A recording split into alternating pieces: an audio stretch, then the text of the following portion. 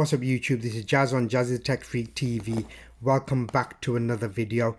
Now today's video is a duo update. Yes, a duo update on the Galaxy Watch and the Samsung Note 10 Plus 5G. But I'm just going to be a quick video. I'm going to just go over how the functionality between both of them work and a few other bits and bobs, and then we'll cover more in upcoming videos. I've got nothing specific set in place or nothing in order which I'm going to be specifically talking about. I'm just going to give you information and for you guys to digest and take some notes on. Galaxy Watch, I have the 42mm, and it has a display screen size of 1.2 inches, 270 mAh battery. The dimensions are 41.9 times 45.7 times 12.7 millimeters. Okay, the straps are 20 millimeters, and they are rubber straps, I presume, silicone rubber straps. You also have a 46mm in this. This is just the right size for my wrist. As you see, it's not hanging off, and therefore I will not be knocking into stuff more often. The 46mm has a 1.3 inch screen, 472 mAh battery, which is a larger battery, and you've got the dimensions are 46 by 49 by 13mm, and the straps are 22mm thick. I may later on get that at a later date, folks. I just want to quickly briefly show you the first gen, what the first gen looked like. That's what it looked like, and it was called the Gear S. You got your home button there, you've got your speaker there, you've got your mic on that side at the bottom, if you can see that. This watch was the first gen on LTE. If you can see, it physically had a physical SIM tray in there, so you could just pop that out. You just pop it out and put the SIM in there. What I did find was eventually the seal would start giving way, and then the SIM card wouldn't be able to, the device wouldn't be able to read it. But this was your first gen. You had your sensor there as well at the bottom, you can see. I'll go into more details on this, and we'll do a comparison on the next video. My bad, YouTube. I'm trying to be as quick as I can because I'm having problems with my camera at the minute. It seems to be overheating. This is the second attempt at the video now, so I do apologize. But that was the first gen. That was the Gear S. So I'll go into that in more details. I had that 4 years and it was phenomenal to use. Let's quickly go over what you guys would use to set up the phone and the watch. So there's an app called Galaxy Watch. If you've got older phones, let me just stress, if you got older phones, originally when this kind of Galaxy accessory started coming out and the app for it, it was only because it was an LTE version, not the Bluetooth versions. You had to make sure you had a Samsung phone with the Samsung Watch. But now Samsung have opened it up and made that available to any under Android device users out there. So if you've want to buy the Galaxy Watch and pair it up with any other Android device, you can, but you'd have to download this Galaxy Watch app, Galaxy wearable app, which you can find in Play Store. That is a newer version. There are older versions out there, but keep in mind, depending on what device you're hooking up, you might need to download the Gear plugin. It's a plugin that helps work with your device, okay, and the accessory, right? So you quickly go in there. Sorry, my bad. So you go in your Galaxy Gear. It's straightforward. You switch that on, okay, and you agree. Okay, so that is your SOS if you want to set to recipients. So basically I'll come out of that, I cancel that, I'm not setting that for now. But when you go up to Discover, is it watch faces, Discover? Okay, I'm in the wrong thingy. So if I go back onto, so that's how you connect your Gear on iConnect. Okay, so what happens is you download the app. I'm mumbling on here, my bad. I do apologize. You download the app, you open up the app, and it would take you through some prompts. Like, so if I go to add new device, have you see you got a menu here now? You just select your device. These are majority of the new ones, apart from the Gear Icon X, and there was a Gear S3, which was the model before, you know, the last gen model to this, the Gear XS, and then it's the Galaxy Watch. So you've got your options there to select. Once you select that, it will take you through the setup process, but I will actually go through that with you on another video. I just want to talk about how it feels to use the actual watch in combination with the phone. I've got an updated video, upcoming video on the Galaxy S20 Ultra 5G. I've got one on the Active Watch, which is the Gear Sport, no sorry, my bad, the Galaxy Watch Active, which is 40mm. I've got one coming up on the Galaxy Buds Plus, so I'll pair them up, and then I'm going to be also doing a comparison between the Gear S and the Galaxy Watch, and what was the difference between the first gen watch and the materials, etc. But briefly going over the first gen, it was a plastic silver coated side frame. You got a plastic back, so majority of the watch was plastic. The straps were like, feels like plasticky rubber, but a plasticky kind of material. Eventually they did give way, so I presume it's not leather or rubber. I'd say it's kind of plasticky material. I love this kind of concept more, the bracelet kind of locking mechanism, but we'll speak about that late in the next video. Just quickly going over the watch now, I'll just quickly show you while I'm paired up.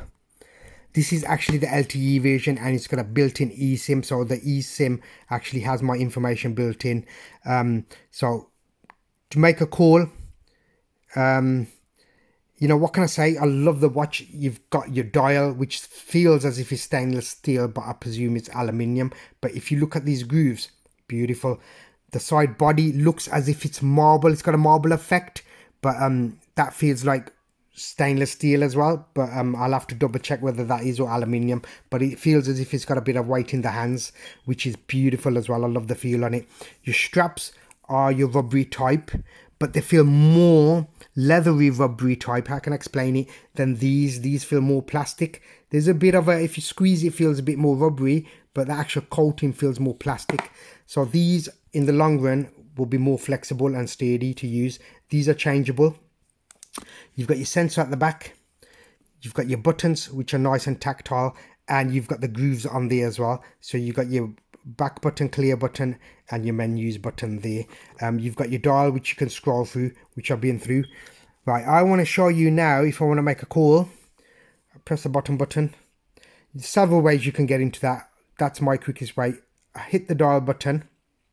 So if you want to phone Vodafone customer services, because I've got a one plan with them, so when I'm out and about, I don't need to have my phone with me. I can just directly call. And that's what it's doing here. But it's calling from the phone at the minute. I don't know if you guys can hear that. You use your dial to turn your volume up. I absolutely love the colours on there. The animation. Okay. So to come back out of that, that is now telling me it's calling through the phone.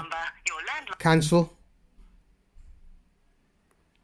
Okay, so that is absolutely wonderful. When your phone's switched off or your battery hasn't got no, your phone battery's dead, you can simply just call direct from this. Now, battery life, I tend to get, I mean, last night I forgot to charge it, so whatever I got on there now, I did briefly put it on charge. What I've actually got on there, so you can go to there, is 16%. So you can imagine, I think from yesterday morning to afternoon, I took it off at 1 o'clock, 100%. And by the evening, 7, 8 o'clock, there was 60 something percent left. So up until this morning, there's 16% left. But to be honest with you, I haven't had a chance to do a full battery drain test on this on my daily use, everyday life. And I'm going to put it through its paces. I might start bringing you videos of like a day in the life of with the Galaxy Watch, or the day in the life of my Note 10 Plus 5G, basically just going through my daily routine and just using my phone normally as a normal person would, like going to work in between doing these other bits and bobs and not staying stuck on the phone, and just let you know how it is and how the battery lasts that way. Because when you do a real day else, that's how you're actually going to find out. No one actually spends 10 hours on their phones straight off from taking their phone off 100% to 0%. What I was going to say, the phone is absolutely beautiful.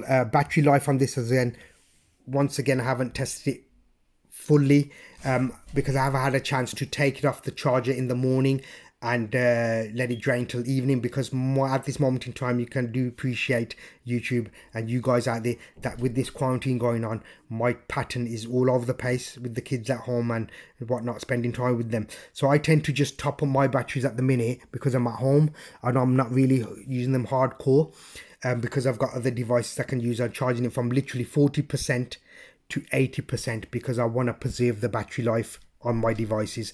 But that's the way to go about it. But apart from that, the phone is absolutely beautiful. I don't know if you remember, guys, YouTube, when I was talking about on my friend bought the S20 Ultra and I'll be doing a video on that. He was telling me, remember the Bixby menu towards the side? Now, I remember I mentioned before it used to be kicked, it was already kicked in and it was ready like the Google Now menu. If I just briefly quickly show you.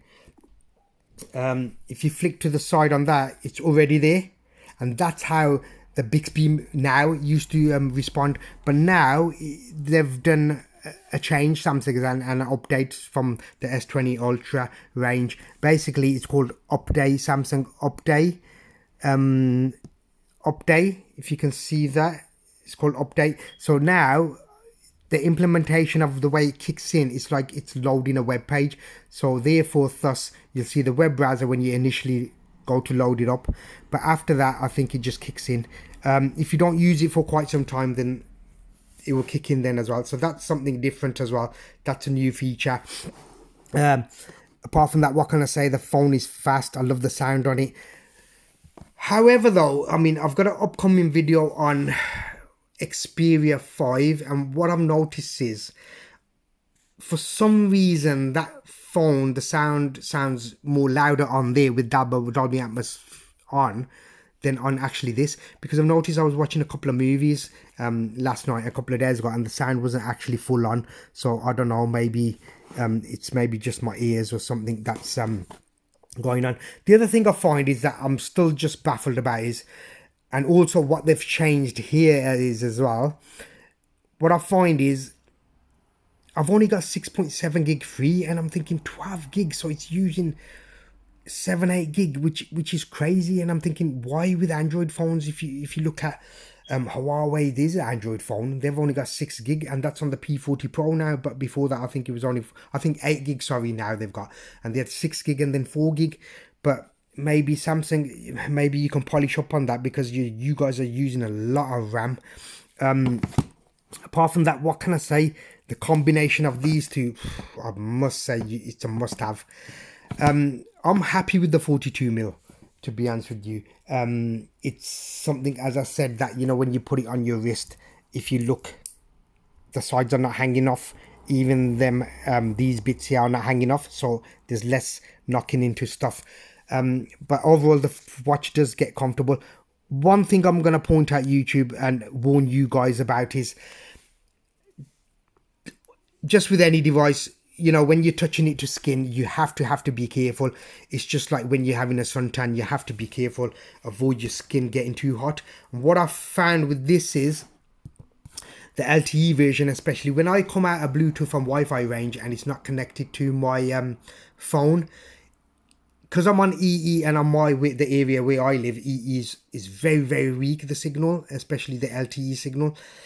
It struggles to latch onto the network and the back of the watch will really overheat, and that's when you start feeling it on your skin. So when it does get to that point and it starts getting uncomfortable, I must stress enough, can't stress enough, take the watch off and give your wrist a bit of a breather and let the watch cool down. Apart from that, it's beautiful. Apart from I was a bit disappointed, come on Samsung, you know, your watches are supposed to be really good and the quality of your stuff, but I got a little scratch there and I don't know how I got that. And you know what, ever since that day I've been more careful. That's why, if you can see, I haven't got taken the initial screen protector off. Messages, typing on this is quite okay as well. I mean, I haven't had a problem on it, but if you go to messages, so let's go back here, let's go to contacts. So if I want to send a message to, say, Anish, okay, my son, so you can either text, okay, so you can do your texting, and then, okay, so to me that's not that bad, okay. Some people might find that it's a bit too small, But at the end of the day, if you've got something and you want something, you're gonna always, no matter what, you're always gonna find a way of using it comfortably or getting the hang on to using it. So, you know, at the end of the day, I don't find no problems with this. It is a bit small. Some of you might have some problems with it, but I'm absolutely fine with it. What else can I say about this watch? You've got your emojis as well, which you can send. You've got your Samsung Health, which you can go into as well. Now the dial, there's two ways you can go for your shortcuts. You can press the bottom button, which is your menu button as well, and then you can scroll, or you can literally just scroll your dial. Let's come out of that, scroll your dial, and that takes you to your home screen options as well, your widgets, etc., your calendar, your contacts, your reminder, etc. But for now, that's about it. You've got two little strap holders there as well that keep the strap in place so they're not flopping out all over the place. The phone itself is absolutely phenomenal. As I said to you guys, if you guys want a Note, if you're coming from the older gen, look at getting one of these, or maybe just get the standard size if this is too big for you. But I absolutely love it. I haven't had a chance of latch onto 5G a lot. Battery life, as I said, I haven't had a chance to charge it to the max and deplete it to the max, so I will in the couple of days.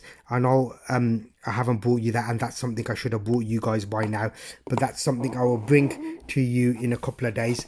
Pictures, let me quickly show you some pictures of what the Note 10 Plus takes, and what they look like. If you go back here,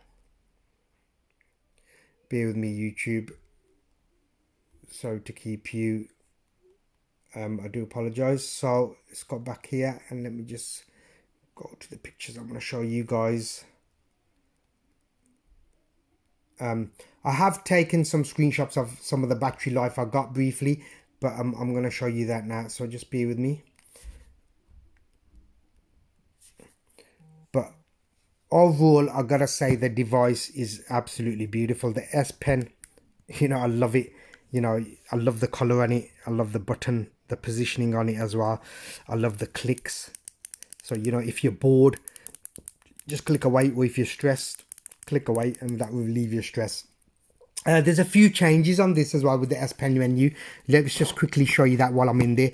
I don't know if any of you guys remember on the Note 8, it was like a more of an oval gesture. So you had your options in an oval shape, but now they're straight down. You can actually add more as well. You guys all know this can be used as a remote as well to take your pictures, go through slides, flick your videos to the next video, your music, etc. But the pen is absolutely wonderful. You know, you can do your create notes, etc., and you can save them. You know, you can do your screenshot smart select. So you go up to this. So say if I want to select just that half, you can select that and it will save it, pin it to screen, wham, allow Bob's your uncle, and I can do another thing and just share that as well quickly from the home screen as well. But I'll go over all these because I'm going to keep continuing doing videos on this handset and the watch. Any devices and phones I've got, as I said, I can use a lot of phones in sync at the same time, up to 6 phones I can use as daily drivers. It's just me. I've got a passion. I can jump from one phone to another and keep using them in between and give them breaks. But if we go over some roughly, let's put this pen back in. So if I come out of this, go back into my gallery. Let's bring that down. So yesterday, if briefly, I took the phone off the charger. What I don't understand about this is, right, let's come out of this.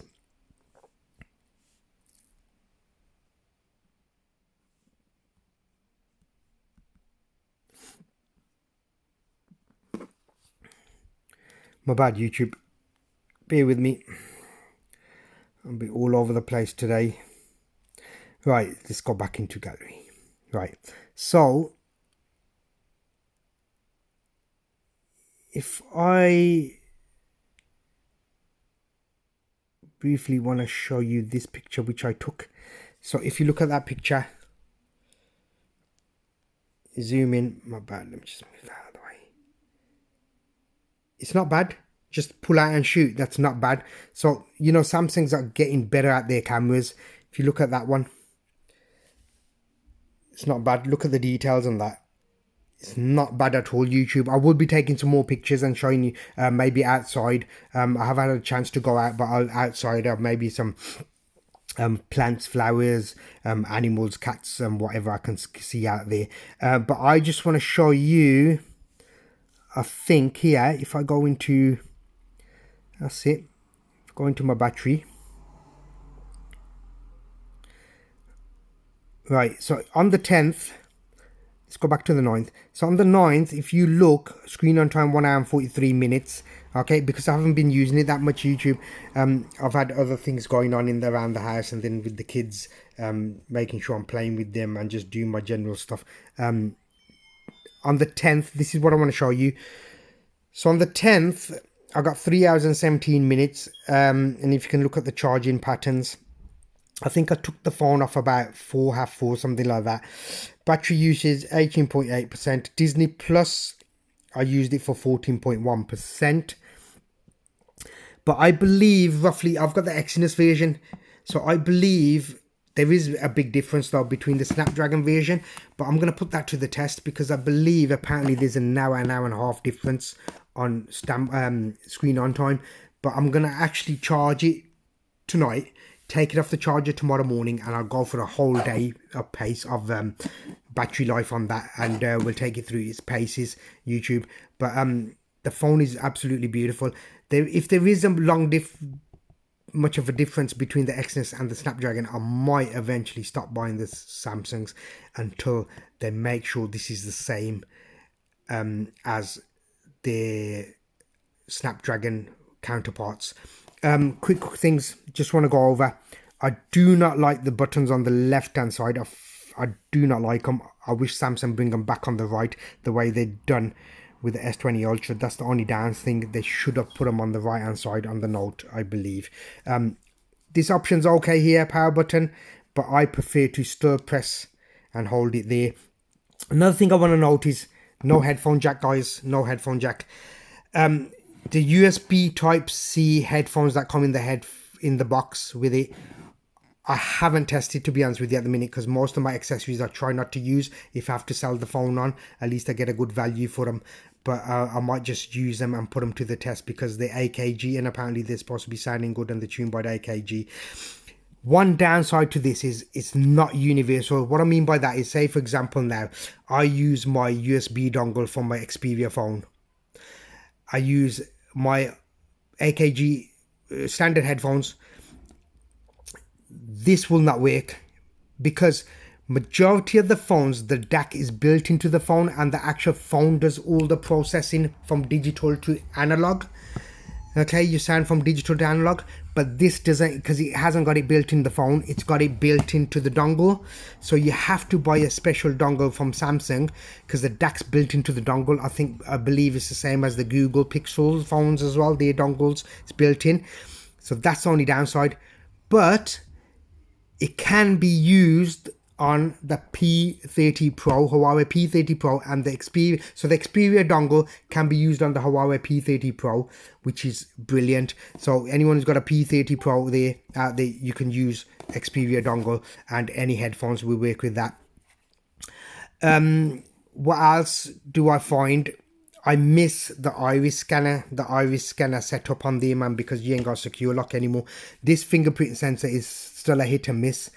It's working now, but it's a hit and miss. Apparently on the S20 range, it's improved. But I miss it, you know. So I think the DAC, they need to sort out.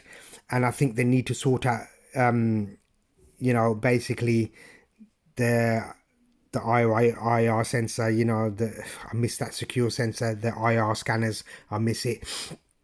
The side cuts are still the same, you know, you can actually use them.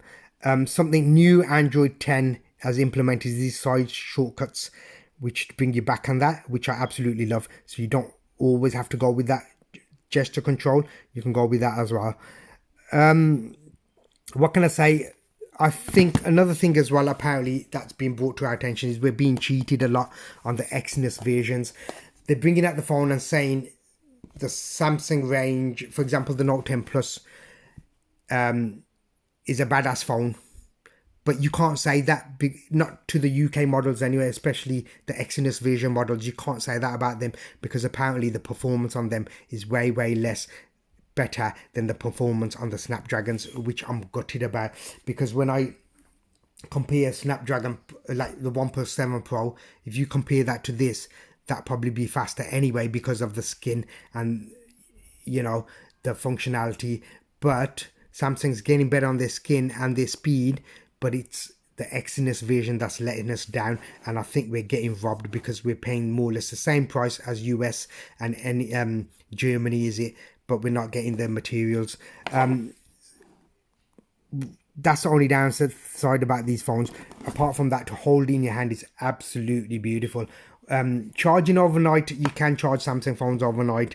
However, I would recommend take the case off and charge it on a wireless charging pad, not a fast wireless charging pad.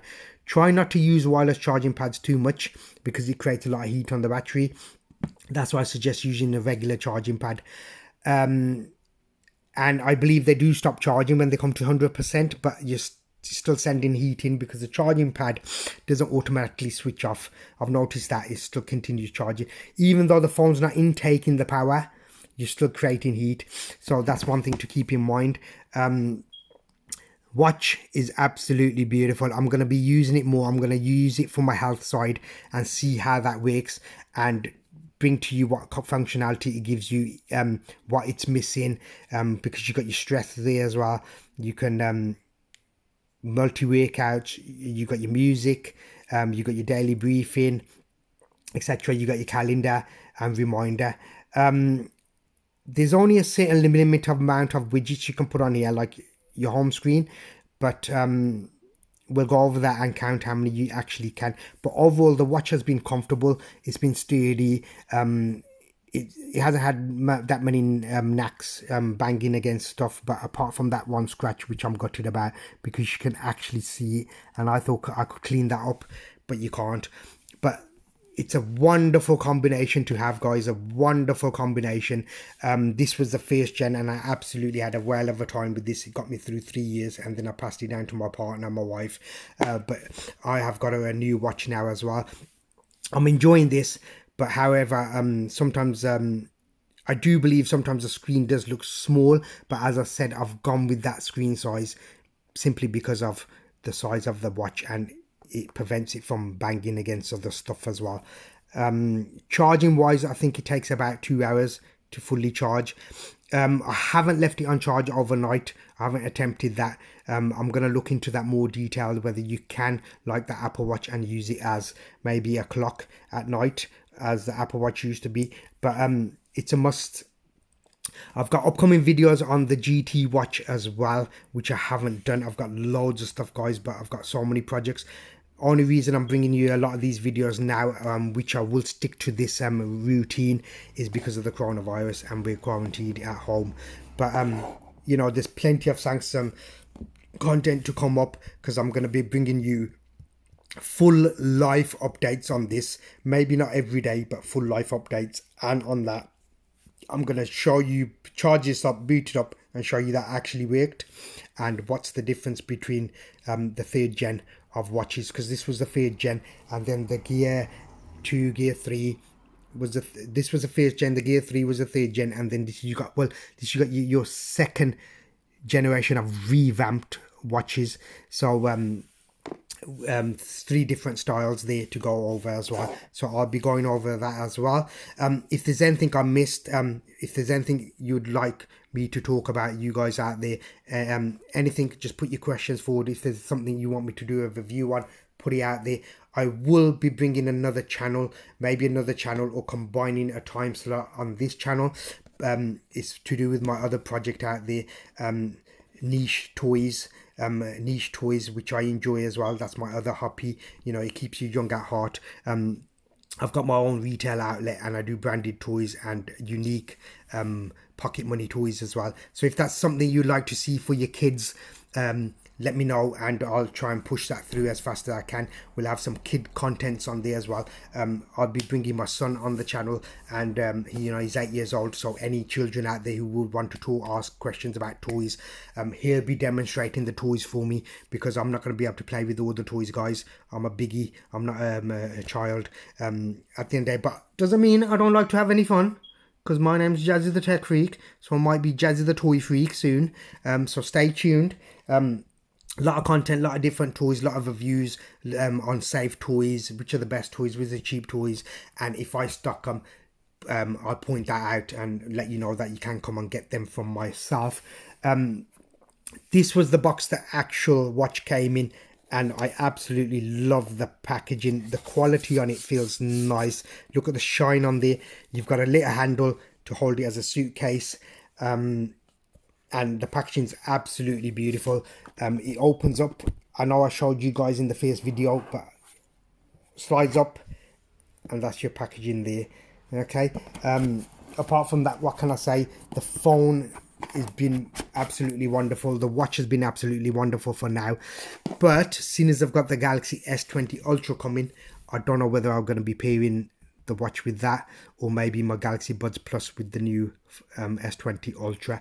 So stay tuned. And what else can I say? The phone's just killing it. It's getting me through what I need to do. I love the S Pen. I love the pin up.